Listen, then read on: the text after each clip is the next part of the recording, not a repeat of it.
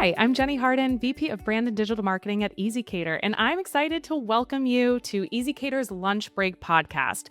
So over the next 6 episodes, we're going to dive into some of the data and insights from our brand new Future of Workplace Experience report. We went out and surveyed 1,000 American workers for insights into their current working environments and asked for some of their workplace wish lists. What does it take to make up an ideal modern workplace, and what does the future of the workplace experience look like?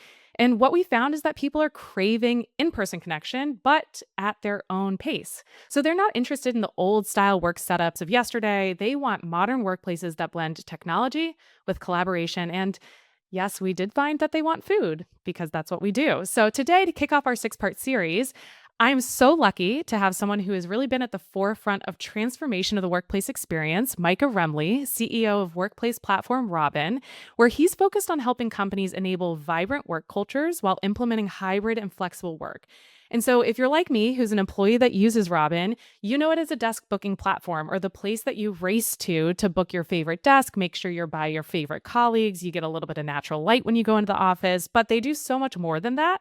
And they have expertise in space management, workplace analytics, employee experience, and certainly I'm forgetting things. So with that, welcome, Micah. We're so excited to have you. Thanks, Jenny. So great to be here. And I love that ezCater is sponsoring this podcast because it's the food component is such a relevant piece to creating an atmosphere in the office that is relevant for collaboration, that brings people together, that creates vibrancy in the workplace. So I love that you're putting this podcast on. Thank you. Yeah, I'm excited to dive in and hear some of your insights about what you see with your customers and trends in hybrid work, on-site work, and kind of what is getting people to go to the office. And so let's start by I gave you a little bit of an introduction, but tell me a little bit about yourself and Robin, because I'm sure I only scratched the surface. Yes. So Robin is a workplace platform that helps workplaces plan, manage, and people use their office. So we have a couple thousand customers around the globe that use our platform to really mostly manage flexible workplaces. So workplaces where people are coming in part of the week, not necessarily 5 days a week, although we definitely do have some customers that use it for that. But it really is to make that interaction much easier between employees and how they use the workplace and the workplace itself. Because what we found is that it's much harder to manage a flexible workplace than it was the static workplace of years past. And employees' expectations are very different. So when you think about what you're competing with in a flexible workplace is someone's home. Someone's home is outfitted exactly how they want it. They have the kitchen's 15 feet away. Their dog's probably sleeping at their feet. So the workplace needs to offer something very different than what they get at their house. And we really help organizations think that through, implement something with intentionality to make sure that really ultimately their workplace creates things like productivity, creates collaboration, creates vibrancy, and offers something that helps build the company culture and ultimately perform better. That's awesome. And, you hit it spot on. I'm sitting here in my home office because I have this podcast set up exactly how I like it. But we are a hybrid workplace. And when we go in, we use Robin, which has been a game changer for us. So yeah, so you're hitting on all the things I experience as somebody who's a hybrid worker too. Let's get right into it. RTO is still top of conversation when it comes to the media. It's hard to believe we're 5+ years from the onset of the pandemic, we're still talking about it. But, there's been a lot of back and forth when it comes to RTO mandates. So you touched on it a little bit in kind of explaining what Robin does, but what are you seeing at Robin with your customers when it comes to creating an environment for return to office and flexible work environments? And does it feel like there is this shift to a more sustained on-site presence than what we've seen in the last few years? There definitely is a shift. And what we call it is structured hybrid. Mm. Whereas typically there is some sort of structure to what a hybrid schedule looks like for most organizations that have a true balance between the two. And I'd say where it starts is there's a fundamental disconnect between the C-suite and most employees when we even use the terminology flexible or hybrid work. So when the C-suite says hybrid work, what they typically mean is you're in the office most of the time and you have the flexibility to work from home when you need to. When employees hear the term hybrid work, they mean I'm remote most of the time and I can come into the office when it suits me or and typically that means that if you look at the data, it typically means coming to the office maybe a couple times a month, if that, maybe a couple times a quarter is what it actually ends up being. So First is what we've seen is that's been the push and pull over the past 3 years. And the data pretty clearly shows that for the best company performance, at least 2 to 3 days a week in the office. Now, it depends on company culture. It depends on lots of other things, but the academic data shows that 2 to 3 days a week in the office tends to be that right balance between at-home focus time, flexibility around people's personal schedule, as well as that collaboration time for folks in the office. To have that, to make that work, what we see is most organizations have adopted team days are Hmm. typically the thing that we see a lot of success with, which is they institute either a couple all company team days, anchor days, or sales has on Wednesday, the whole sales team comes in, Thursday, the engineering team and customer success comes in, you name it. But typically with companies with hybrid and flexible schedules, we see structure, and that has definitely been a very big best practice we've seen emerge over the past couple of years. Yeah, that's really interesting. We at ezCater have what we call together weeks, which is Mhm. 1 week a month is that dedicated week where we all come in, we collaborate, and it's an opportunity for us to just get together in person. And so we definitely have, we're remote hybrid, we have that structure so that there is a little bit more that focused connection that's happening too. And it's interesting you brought up the disconnect between the C-suite and employees because what we saw in our data is also that 60% of survey respondents said their ideal model is hybrid. I don't think that's surprising to most people. It grows to 68% among Gen Z. And 60% of workers see collaboration and connection as that primary purpose of the physical workplace of the future. So, at Robin, you're obviously highly focused on collaboration when it comes to enabling engagement and productivity. And you even have this really cool collab score calculator that I love. And so I'd love to understand, what factors drive that high collab score and why is this something that you decided to measure and provide to your customers at Robin? Yeah, we saw the frustration employees have with the return to office initiatives. And so what we were seeing is, I talked about intentionality before, is that what we saw were employers were calling employees back to the office, and then their experience wasn't a positive one for many reasons, from the physical space to no coworkers in the office to not having the right resources to get things done. And one of the things that we saw was as people were calling people out to the office, they were doing surveys of what people wanted in the office. Well, it turns out if you do a survey like that, it often reflects what they have at home. So they want alone time. But once again, that's not the purpose of getting people in Right. the office. The office is about something different. And I think that's a mentality that's really, really important, which is I'm actually offering a different experience in the office than you're getting at home. And that's on purpose. That Right. at home should be more video conference calls, should be more heads down time. In the office should be less of that stuff because that's the whole reason I came in the office. And what we found is in the collab score, we looked at the three things that people complained about most in the office was I came in and there was no one else there. Mhm. I came in and I sat by myself, or I came in and I sat on video conference calls all day long in a conference room by myself or in a phone booth by myself. And it turns out because there's lots of thoughts and feelings on these subjects, as we know, but there's a lot of data too. There's a lot of academic data. So we looked at things like conference rooms. So when we started looking at this 2 years ago, what we saw were 80% of usage of conference rooms in thousands and tens of thousands of offices that we manage around the world. 80% of the usage was a single person sitting in a conference room alone on a video conference call. Oh, 80%. interesting. That That's means a people were lot. huge percentage, right? That means people were coming into the office and they literally are just sitting on Zoom calls all day long. So why bother coming to the office? No wonder there is this push and pull between management teams. We've seen that as people have implemented more structured hybrid days, more team days, anchor days, together weeks, as you described, what we've seen is that's fallen into the mid 40s right now. So companies have made good progress, but it takes work and it takes intentionality to make that happen. So that's why we looked at things also sitting together. So here's a really interesting thing is that it turns out the benefit of collaboration is getting people to cluster and sit together. If they sit alone and are alone, just like they are at home, and probably one thing that you've noticed is during the pandemic, people got really used to taking phone calls alone. Mhm.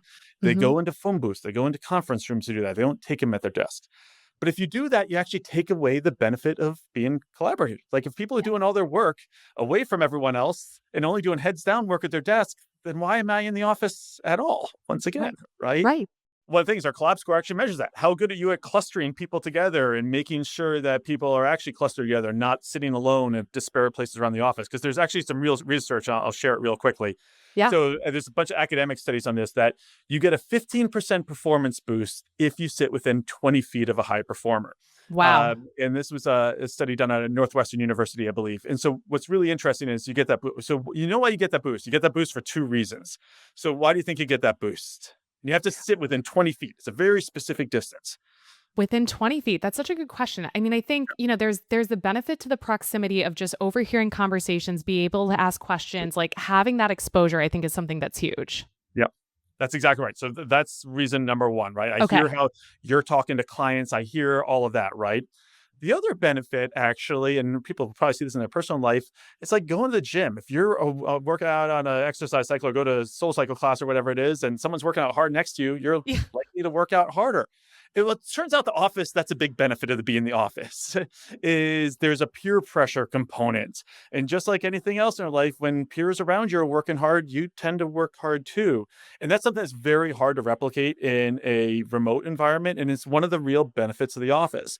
But your office has to be designed and people have to sit appropriately. And this is one of the things that our software clearly helps people do in order to facilitate that sort of usage of the office. Because if people aren't using your office that way, and this happens a lot with assigned seats, by the way. Hmm. And I was actually talking to a customer who's 100% in the office 5 days a week, but they travel a ton.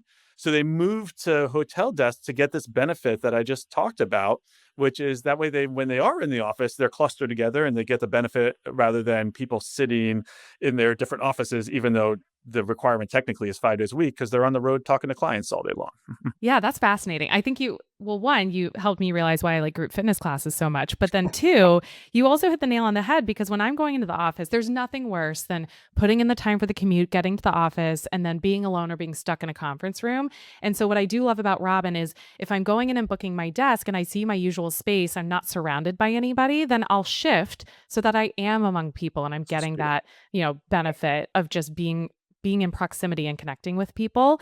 And I think it's interesting because you're also bringing up something that we found in our report, specifically with Gen Z, which is that they're seeking community and they're expecting their employers to help them build it. And I think it makes a lot of sense when you look at folks who are earlier in their career can benefit from that proximity of learning from somebody more senior or in a different function. And what we found is that over half of Gen Z expect their company to provide those opportunities for socialization, similar to what you're saying. And even on top of that, 85% of Gen Z workers say having friends at work makes them feel more engaged. So, as you're saying, the workplace is not just somewhere where you go, you park your stuff and you get your 9 to 5 done and you go home. It's so much more about building connection and collaboration for the sake of engagement and productivity. So, maybe let's go into a little bit more like from your perspective, what are you seeing your customers do when it comes to optimizing their office space to encourage this connection and collaboration and create this more community type of benefit that clearly, based on the research, benefits companies so much?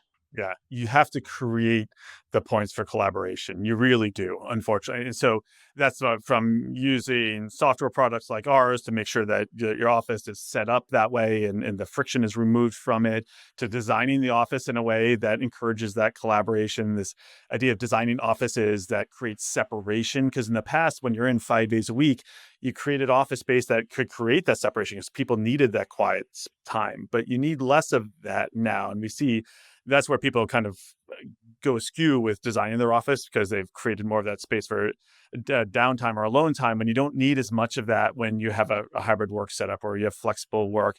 And the final thing is around events. And so I'll hit 2 points on that. But the first point is you talked about the Gen Z thing, and I think that's so important. So I was talking to a customer of ours, a highly successful financial services firm, and they depend on interns. So they have interns that come in for the summer. Interns then get an offer at the end of it, hopefully if they work out well, to junior associate, and then they work their way up through partner. And literally, it's how the employment model of the entire firm is built. And a couple of years ago, tail end of the pandemic, they had an entire intern class fail. First time in the firm's Mm. history.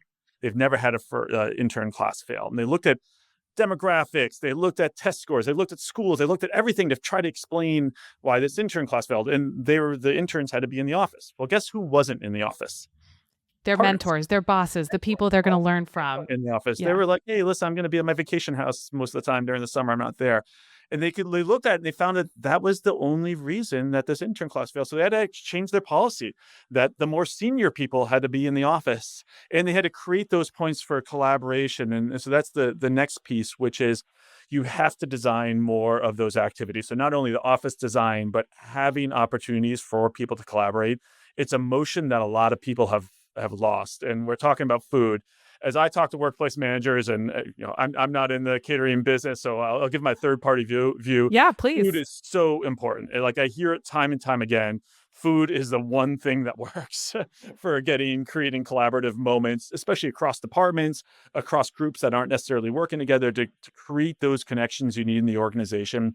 Making those moments for collaboration is so important. Food works. It is the one tried and true thing that really stands out across everything else that people try that I see across our customer base. Yeah, that's awesome to hear. We obviously have a bias towards food, but we also see it in our data too. So it's not just Yep. something that, we deeply believe. We see it in the hard data too. We're a tech company. We love our data. So, we did find that when you think about getting people to come back on site, it's not just simply that the office is open and here that you build it, they will come. You have to build some of those incentives to, again, cross that chasm between what the C suite believes is a hybrid model versus what employees see as a hybrid model. And when we asked hybrid and remote workers what gets them to come into the office or what perk would motivate them to come into the office, most frequently that employer provided food was kind of the top choice. Beat out vacation time, it beat out some of those more like well-being resources, flex time, because it is something that everybody can take advantage of and everyone's got to eat. So, what do you think gives it that kind of influence? And, clearly it's something you're seeing with customers, employees. What do you think, in your view, is what makes food that thing that helps drive that collaboration, that community, that socialization? Well, it hits on one of the things that we were discussing earlier in this conversation, which is different experience than I get at home. And it's actually something seeks out. Some of the stuff I'm talking about isn't naturally what I'd seek out, sitting next to a whole bunch of other people doing phone calls, even though it might be good for me. It's Yeah. hard. Therefore, I might not seek it out. Food is a really interesting one because we know people are seeking that out. It's when they get together with friends, with family. It's often around food-based occasions. They're going out to restaurants. They're doing that sort of thing. So as we've looked at the office is taking a lot, and all good, really successful offices are taking a lot of cues from the hospitality industry and think about concierge service. Like, how do I make the office as a place that really attracts people, right? So how do I bring people together in the office? And if you look at people's personal lives, they get together around food. So it's not surprising then that food would be the one thing that works in the office, and offering them something different. And, I know we do it very successfully here in our office. And when we can offer them something that they don't get at home, they don't get other places, like, employees really appreciate that. They then congregate together, they have conversations with other employees around food. So I think that when you think about it that way, it's not so surprising beyond just, hey, it's a free meal, which Right. people really like free things, but it's how we build social connections in our personal life. So it's not surprising that that's how we would build social connections in our professional lives also. Yeah, it makes a lot of sense. And something that we talk about too is that notion that you brought up of hospitality, like creating a workplace that is really inviting, where you want to be, you want to go work on site, because then that in turn will drive that engagement and productivity that where, you see that impact ultimately on the bottom line too.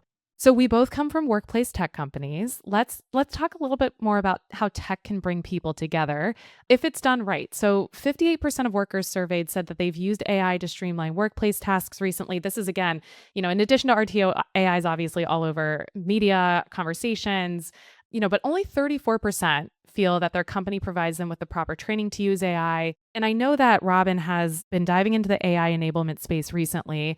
Maybe tell me a little bit more about how you're seeing kind of successful implementation of workplace tech tools and how AI plays a role in that. Yeah, it's really, I mean, we think back to the concierge piece. It's about removing friction. So I'm in our Boston office right now. I'm in one of our conference rooms. So typically, let's say I was holding a team meeting during lunch, and I wanted to have that event, especially maybe some outside team members or maybe clients. Clients, once again, we're seeing the office becoming a really important piece for bringing in partners, clients, whatever. Like, that's a much more anchor point for what the office serves in a hybrid work world. So if I want to do that, I got to book the conference room on one platform typically. I probably have to sign up visitors on another one to get them access to the building. If I need any other services, IT services, I probably have to go into a help desk ticketing system to do that. So this is where both technology and AI can help us out. So one of the things that we've done is we've consolidated them into one platform and the ability to do it right out of Microsoft Outlook if you're an Outlook user. So once again, collapsing that workflow. So rather than having to go to four places, removing that friction. Because once again, if I go to a hotel or if I even go to a stadium now, I can typically just do that really easy from one Mhm. place. I don't have to go through all these crazy workflows to have that really nice, intimate experience that helps me have a really good meeting. Yeah, I mean, I hear you there. I think, we talk a lot about with the ezCater platform how it's about simplifying those workflows so that you're going to one platform. You can not only discover the restaurants, you can order what you need, but then you have the visibility into the spend, the invoicing. And so, really, in all of our lives where we are oversaturated with information and tech and tools, how do you just create that simplified experience so that you get time back in your day with the use of AI and more of these intuitive workplace tools that are bringing it all together? So, a lot of similarities there. Still important, right? For an important Yeah, meeting, it's the cost of the food, it typically is not the important part at all. It's, I gotta spend 15 or 20 minutes figuring out where to order it right, from. Then I gotta look at the menu, get all the items. Did I get drinks too? Does silverware and stuff come with it or not?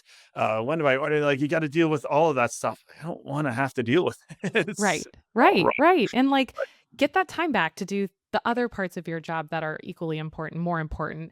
So, we're coming up on time here, Micah, but I wanna ask you, what haven't we covered here? What are some of the hot takes that you're seeing in the future of the workplace? And, what would you advise folks who are looking to optimize their experience and drive more of that connection and collaboration? Yeah, so I think we've done a good roundabout here. I think continued alignment is what I'd say is there really needs to be alignment throughout the organization. One of the things that we haven't talked about is the connection between the people that are in charge of implementing what office policies are and the people that are ultimately making decisions around how, like, what is our hybrid work policy. We often see a significant disconnect there and lack of understanding of where we're going. What is the purpose? Why do we have an office? Why is it important to us? Some companies, I think, have defined that well. Some companies still are figuring that out. What do we want our workplace culture to be? I gotta tell you, that's what brought me to Robin, is that I was in a company that was in person. We had some remote employees. Pandemic happened, everyone went remote. And as someone who's trying to build the culture of the organization is the tie that binds. It's what Mhm. brings us all together. It's what differentiates one company from another. It's so hard to build in a completely remote environment. Have found it very hard to build. And that's one of the things I loved about the Robin mission was that, and I do believe in having flexibility and giving people flexibility to work life around work, but I also believe very deeply in having people together too. And that's why the hybrid model is perfect for us. But getting that right is really, really challenging. And everyone has to be connected in how to do that. And I think we talked a lot about intentionality, making sure you're intentional in doing that. So I'd Mhm. say connecting between senior management making those decisions and workplace people that are often implementing those, there's often a disconnect there. And I think bringing those two together is such an important part of making sure that your office ultimately is successful in its mission, which is building the culture and ultimately productivity of the organization. Yeah, and culture is so important. It's that connective tissue. It's the thing, like you said, it's the differentiator between one company to another.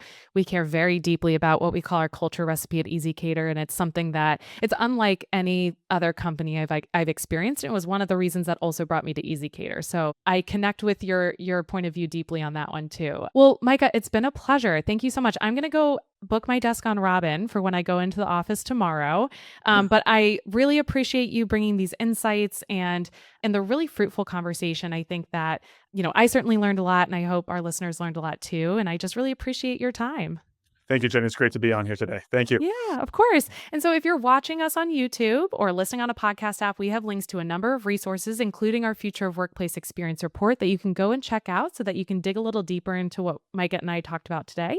And you can also connect with other folks at the ezCater team like me or somebody else to learn a little bit more about what we do as the #1 food tech platform for workplaces. So please stay tuned for our next episode. We're going to focus on workplace wellness, where ezCater's VP of People, Robert Caskell, will share some of our special sauce, pun intended, and words of wisdom from his decades of creating workplace culture across a variety of different industries that value happy and healthy employees. So until then, thanks for joining us.